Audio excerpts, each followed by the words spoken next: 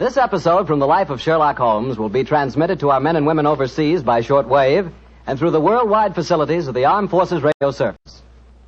Petri Wine brings you Basil Rathbone and Nigel Bruce in the new adventures of Sherlock Holmes.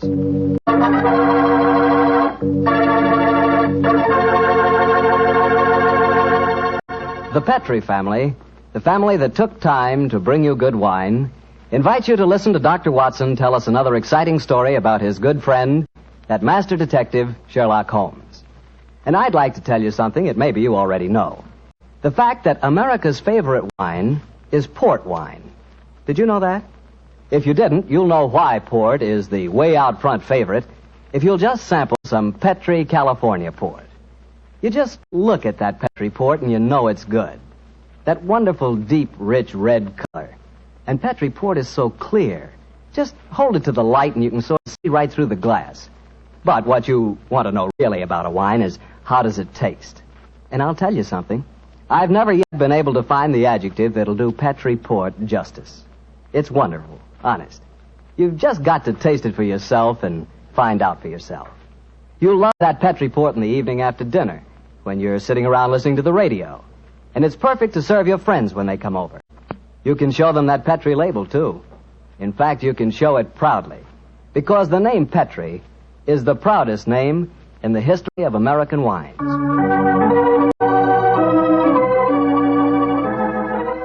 And now for our weekly doctor's visit. Let's see... No, Mr. Bartell. Don't say let's see if he's expecting us. You know I always expect you at this time on Monday evenings, my boy. So draw up your usual chair and settle down. Thanks, Doctor. That's it. All alone this evening, Doctor? Where are the puppies? Out on the patio. They had a most unfortunate encounter with a dead seal on the beach this afternoon.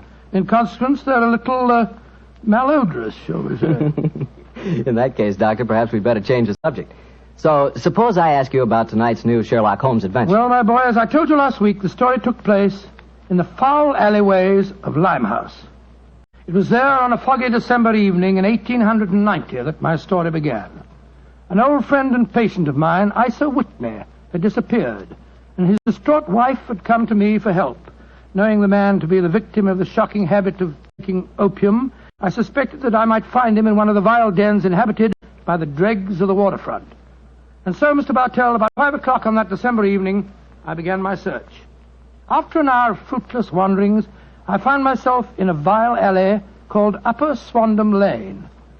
I could hear the distant moans of the riverboats as I walked, eyes alert, and hand on the revolver in my coat pocket.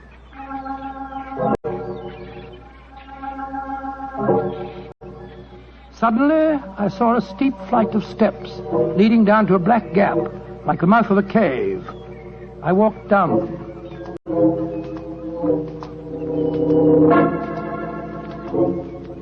The steps were worn hollow in the center by the ceaseless tread of stumbling feet. I reached the bottom. A door faced me, and above it, a flickering oil lamp winked warnings at me. I found the latch and lifted it. The door squeaked open protestingly. And I entered.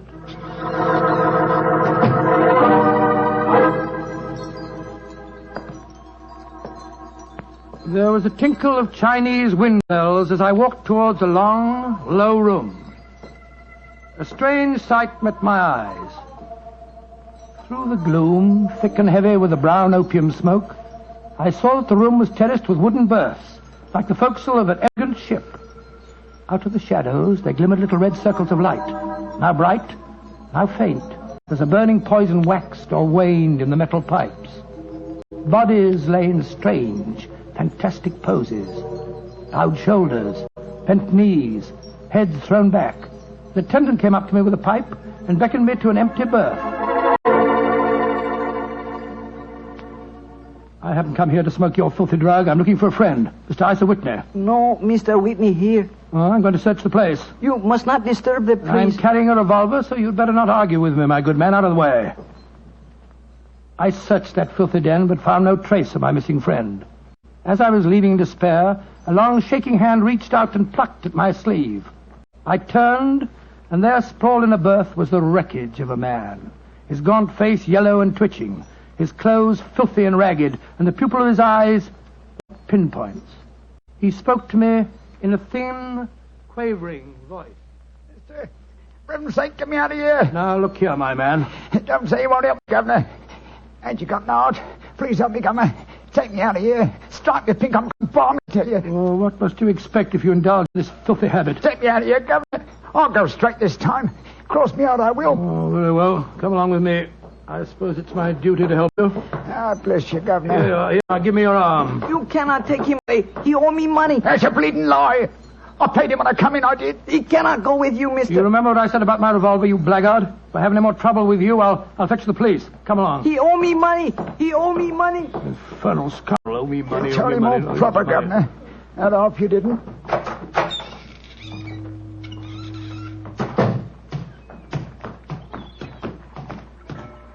Now, look here, my good man. I'll give you a square meal, some advice, and some medical attention. But the rest... Never mind the advice, Watson, but I'll take you up on that square meal. Holmes. Yes, I'm very glad to see you, old fellow. What brought you to that filthy den of iniquity? Oh, gracious me, I went to find a friend. And I, an enemy. Your disguise is wonderful. It completely fooled me. But I'm afraid the proprietor was beginning to penetrate it. That's why I staged the little rescue scene. Had I been recognized, my life wouldn't have been worth an hour's purchase. Well, how long had you been there? Why were you there? Come on, Holmes. Tell me all about it. With pleasure, old chap. But first, let's find a chop house. I want that square meal you promised me.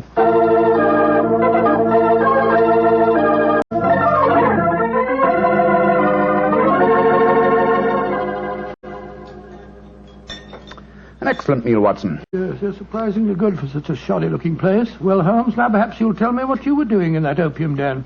I've already told you my story. I'm shadowing a most unusual criminal. A man who haunts the opium dens. Yet I know that he himself is not an addict. Well, I don't see anything very criminal about that. He might be looking for a thrill, or perhaps he's one of those writer fellows or something. But this man pretends to be an addict. I watched him closely. He fakes his smoking, and grease paint has enabled him to simulate the characteristic pallor of a drug victim. He even affects the typical mannerism of nose scratching, but it's his eyes that give him away. The pupils are wide open, I suppose. Exactly, old fellow. Whereas, if he were really addicted to the drug, they would, as you know, be contracted. I myself always treat my eyes with a special kind of drop on the occasion when, I have to enter these dens. Well, why does a man haunt an opium den in order not to smoke? That, my dear Watson, is the problem that I intend to solve. Well, perhaps the fellow's a policeman or a private detective like yourself, Holmes. I've already checked on those possibilities. No, Watson, I believe there is only one answer. I believe the man is planning a murder. A murder? It's a tempting setting for a murder. Your victim is an addict, drugged and helpless. Your witnesses are in an equal state of befuddlement. The proprietor is anxious to cover up the crime because of the police. Right, you. Yes, Holmes. Now, the question is, who is the intended victim? That, my dear Watson, is why I've been shadowing this man. Unfortunately, he was not present in the den we just left, but I intend to continue my search. Holmes, can I help you? My wife's away now. You know, it's a long time since we were on a case. I shall be delighted, my dear chap. I've missed you sadly during the past few months. And are you, Holmes? What's the next move? Back to Baker Street, old fellow. My disguise is wearing thin, and I must contrive a new one.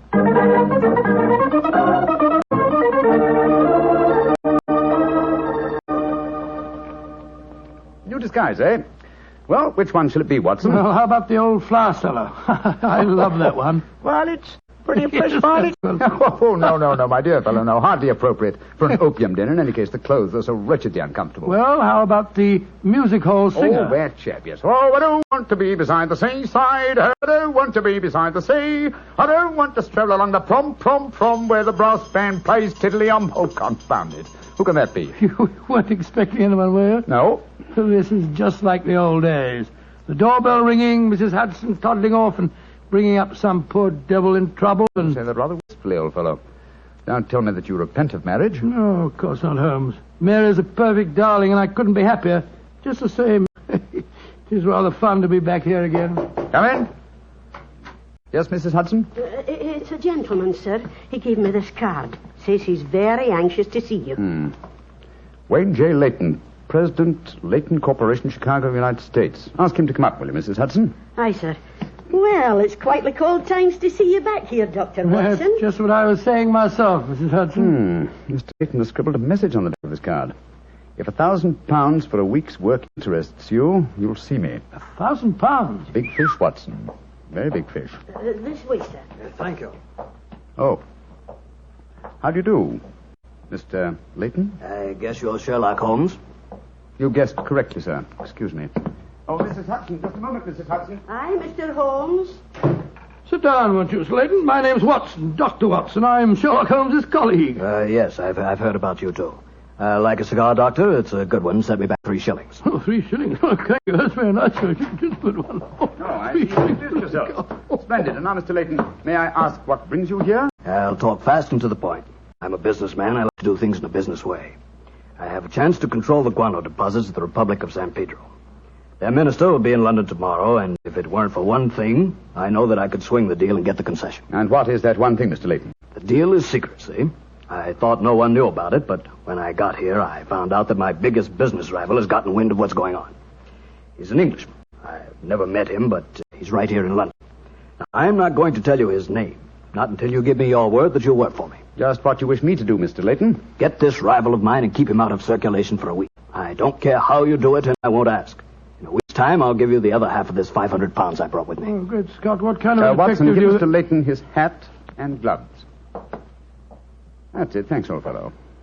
Goodbye, sir. What are you doing, throwing me out? I can't think where you gathered the impression that I indulged in kidnapping. Once again, goodbye, sir. And here, sir, you can take back your cigar. Well, if you don't want some easy money, I'll soon find someone else that does. This is the last you'll see of me, Mr. Holmes. Life is full of little consolations.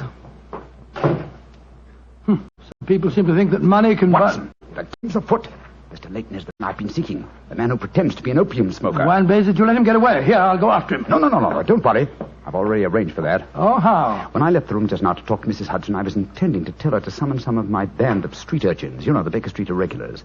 When she informed me that half a dozen of them were in the kitchen at this very moment, partaking of one of her incomparable steak and kidney pies. The rest should be obvious. You left instructions for one of them to shadow Mr. Leyton when he left here. Elementary, my dear Watson. Oh, don't tell me that Leyton back again. No, I think not. I should say that at the moment he's just about to go out of the front door. No, I think we shall have another visitor. And judging by the commotion, the incoming and the outgoing visitors know each other and are not on the best of terms. Well, sounds to me as if they're having a fight. Here comes Mrs. Hudson to tell us about it. Come in. Oh, Mr. Holmes, you've got another visitor. So I gathered. Mrs. Hudson, you gave my instructions to one of the boys? I did that, sir. Young Wiggins was going to follow the gentleman. Mrs. Hudson, what was all that commotion about downstairs just now? Oh, it was the 2 gentlemen shouting at each other. Him that was leaving and the one that was waiting on the doorstep. Who is our new visitor, Mrs. Hudson? Here's his card, sir. Oh, thank you. Linton Chumley, 9 Belgrave Square. Well, ask him to come up, will you, Mrs. Hudson? Very well, Mr. Holmes. Oh, one thing more. Yes, sir.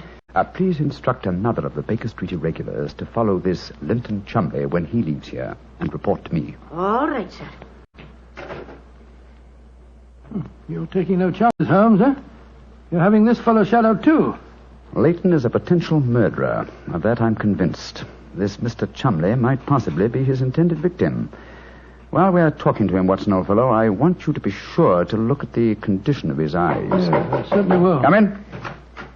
Oh, good evening, Mr. Chumley. Are you Mr. Sherlock Holmes? I am. This is my colleague, Dr. Watson. How do you do, sir? That was Wayne Leyton that was just left here, wasn't it? Won't you sit down, sir? Thank you. I don't want to sit down. All right, you needn't answer my question, but I know it was Leyton. I've never met him, but I've seen his picture in the newspapers. Oh, very well, then, sir.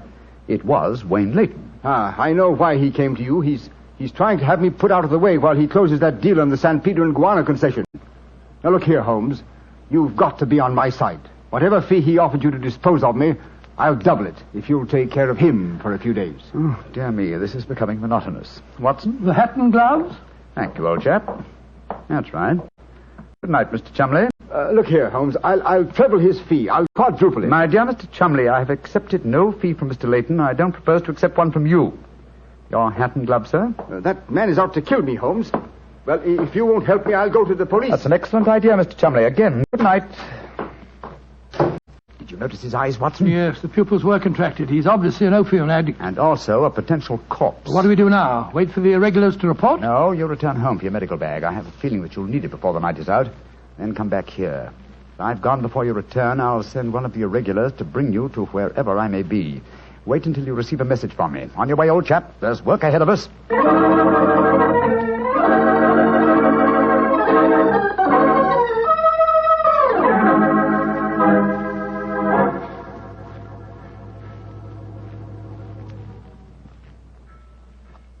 Wiggins, you're certain that this is the place that Mr. Holmes told you to bring me to? Oh, yes, Dr. Watson. The corner of Swanham Line and Brixton Street, Mr. Holmes said. Yeah, well, this is the spot, all right. I don't see any sign of him. Hello? This old woman coming towards us. So that's the disguise he chose. Oh, spare me a few coppers, will you, mister? My feet hurt something awful, and I ain't had a bite of food all day. No, you don't. You can't fool me this time. As a matter of fact, your makeup isn't very convincing. You hardly look like a woman, and nobody's nose could be quite as red as that. Don't look like a woman, don't I? My nose is too red, is it? I'll take that. No, steady, look here. Making fun of a poor old woman who's plighted me. I'm sorry, madam. I didn't mean to insult you. Well, matey, she gave you a bit of what for, all right, didn't she? Box your ears. No mistake about it. You mind your own business. And anyhow, why aren't you aboard your ship at this time of night? Because I'm not a sailor, Watson. It's Mr. Holmes. Great heavens, Holmes. I wish you wouldn't confuse me like this. I'd never recognized you. My dear Watson, when you're able to recognize me, it will indeed be the beginning of the end. When your eagle eye penetrates my disguise, I shall realize that my retirement is imminent. But enough of this. See that house opposite? You mean the ramshackle place with the broken tiled roof? Yes, I gave the irregulars instructions to let me know at once if our two quarries ever enter the same house at the one time. They're inside there now, and I'm going in after them. Be careful, Holmes. I better come along with you. Can't I come too, Mr. Holmes? No, certainly not. Both keep watch outside. If I need any help, I'll smash one of the windows, and then you can come in after me. Wait here for me. I don't expect I'll be very long. I'll be here, Holmes. Don't worry about me. Just take good care of yourself.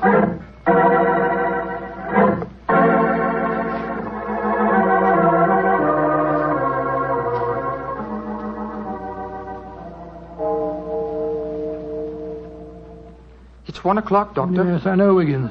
He's been in there half an hour. I'm beginning to get worried.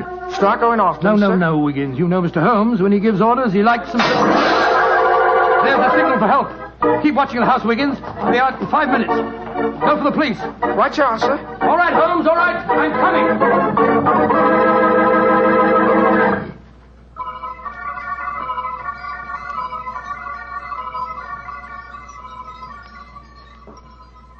You have searched my house from basement to attic. Why do you not give up? I tell you again, there has been no one here tonight. But my friend came in here half an hour ago. I saw him, and before that, 2 other men are known to have come in here. If that is so, then where are they? 3 men cannot vanish. That's just the point, you scoundrel. Out of the way. I'm going to search this hovel again. I'm not leaving here until I find Mr. Sherlock Holmes.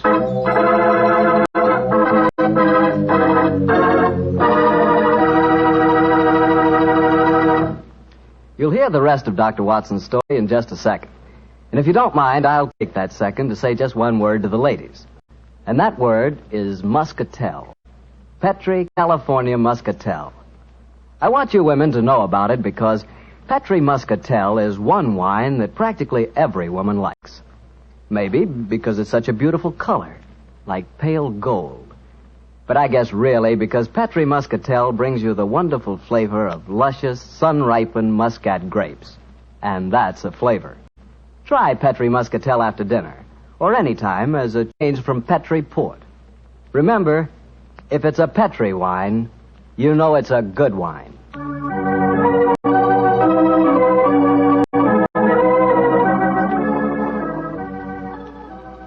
And now back to Dr. Watson and tonight's story, The Eyes of Mr. Leyton.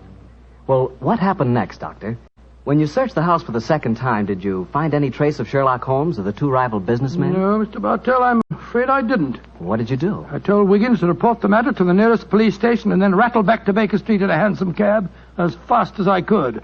When I arrived at the old familiar doorstep, I wrenched at the bell in a frenzy of anxiety. Finally, the door opened, and there stood Mrs. Hudson. Dr. Watson, what is it, sir? Why, you're as white as a ghost. Mr. Holmes, is he here? Aye, sir, came in half an hour ago. He was dressed as a sailor and was half carrying some drunken friend of his. Oh, thank heavens he's safe. I'll go up. All right, sir.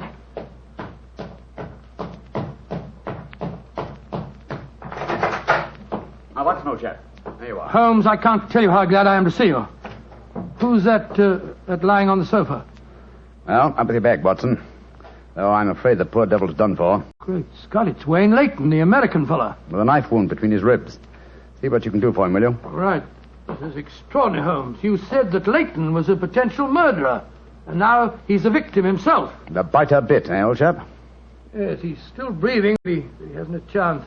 I'll try him with an injection of strychnine. Holmes, how did you get his body out of the house? I searched the place from top to bottom. I found no trace of any of you. When I went in, I found the stabbing had already taken place. The proprietor then bribed me, or rather the broke-down sailor he took me for, to smuggle the body out through the secret stairway leading to the wards at the back of the house. No trace of Chumley there? No, he must have left before me by the same exit. Then you smashed the window and bolted? Yes, I knew that I could count on you to hold the fort while I was getting the body away. Mm-hmm. Just try to say something, Watson. Yes, the injection's beginning to take effect. Yes, Mr. Leyton? What are you trying to say? Tell us, who stabbed you, sir? Lips are moving.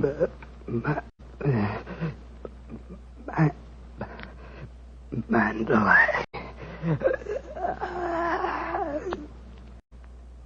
He's dead, Holmes. Yes, but he gave us the clue to the murderer's identity.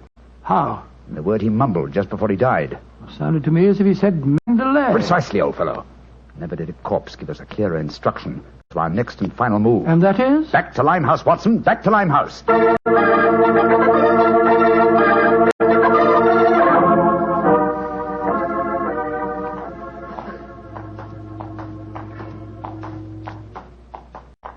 Here we are. This must be the place. What's this? Another opium den? Yes, I knew that since Chumley refrained from smoking earlier on in the night, in order to keep his faculties alert for murder, that an enormous reaction would set in. He'd have to find a den at once, and beyond question a different one from that in which the murder was committed. But how do you know that he's inside here? Well, just before you returned to Baker Street tonight, I had a message from one of my regulars. He tracked him here after he escaped from the scene of the stabbing. That was a couple of hours ago. He might have slipped away again. No, Watson, tonight he came to drown his senses with a wretched drug. He'll be here. Come on.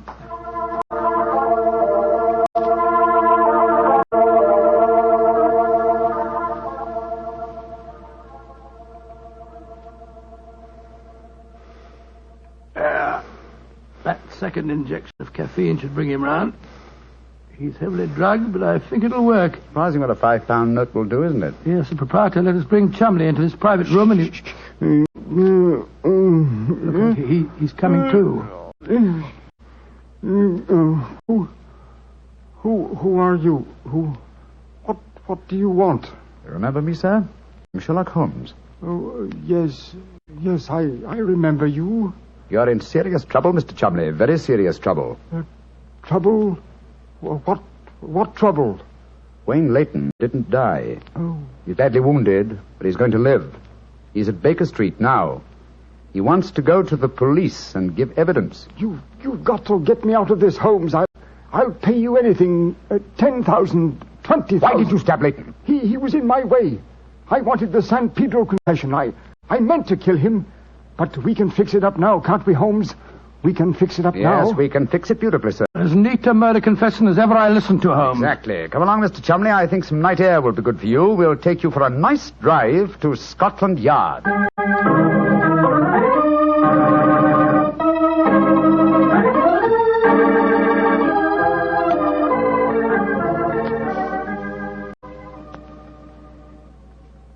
Brought you some kippers, gentlemen. You've both been up all night, and I'm sure you can do it. That's very thoughtful of you, Mrs. Hudson. Yes, indeed it is. What is Mrs. Watson going to say when she finds you've been out all night? Oh, don't you worry about that, Mrs. Hudson. She's very understanding. It's lucky for you that she is. Well, I'll go and leave you to your breakfast. Holmes. Yes, dear fellow? There's only one thing that puzzles me about this case. Oh, what's that? When Leyton was dying, he muttered the word Mandalay. How did that give you the key to the murderer's identity? Oh, the dead American had never met Mr. Chumley, you remember, except when they bumped into each other in our hallway. Yes, he told us that he recognized him from the newspaper photograph. Being an American, he had no reason to know that the name Chumley is in no way pronounced the way it is spelt. Oh, Joe, I never thought of that. Chumley. That name's spelt C-H-O-L, Chul, M-O-N, Mon, D-E-D-L-E-Y. Chul Mondale. Mondale. Precisely, fellow. What you thought to be Mandalay was really Chul Mondale, the name of the murderer. What an amazing case. You did a remarkable job, Holmes. I'm beginning to be confoundedly sleepy. Why not sleep, old chap? Your old room's all ready for you. Are you going to take a nap? Oh, dear me, no. I have much too busy a day ahead of me. Let me look at my engagement book. Baxter Square murder. Mm-hmm. I put the police on the track. The Duchess of Ferrers. Now, got her material. The princess who was about to run away from home. Good gracious me, let her run. The Pope's cameos. Ah, yes. His Holiness must not be kept waiting. Can I help you again, Holmes? Mary doesn't return until tomorrow. Well, I thought you were sleepy, old fellow. Sleepy rubbish. I never felt more wide awake in my life.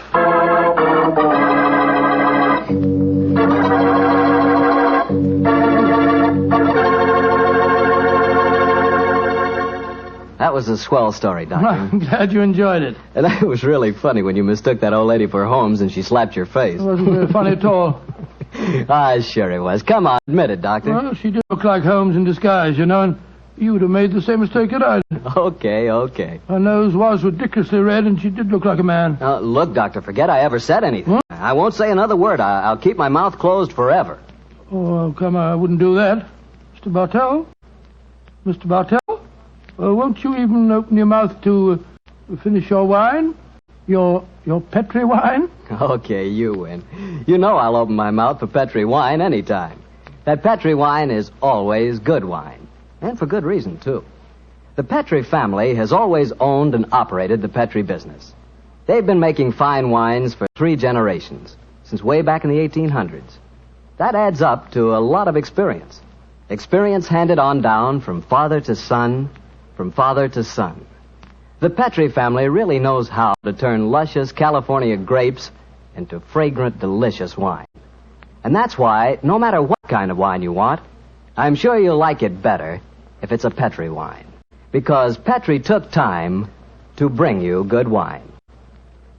And now, Dr. Watson, what story are you going to tell us next week? Well, now, next week, Mr. Bartell, I'm going to tell you a most unusual adventure that Holmes and I had in the heart of the English countryside.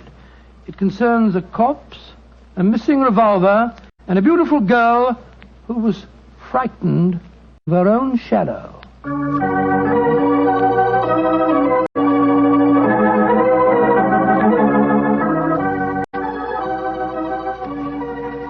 Tonight's Sherlock Holmes adventure is written by Dennis Green and Anthony Boucher and is based on an incident in the Sir Arthur Conan Doyle story, The Man with the Twisted Lip.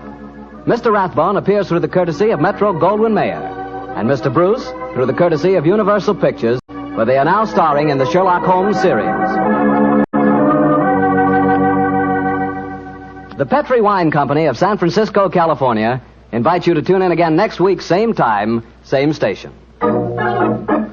Oh, the Petri family took the time to bring you such good wine. So when you eat and when you cook, remember Petri wine. To make good food taste better, remember...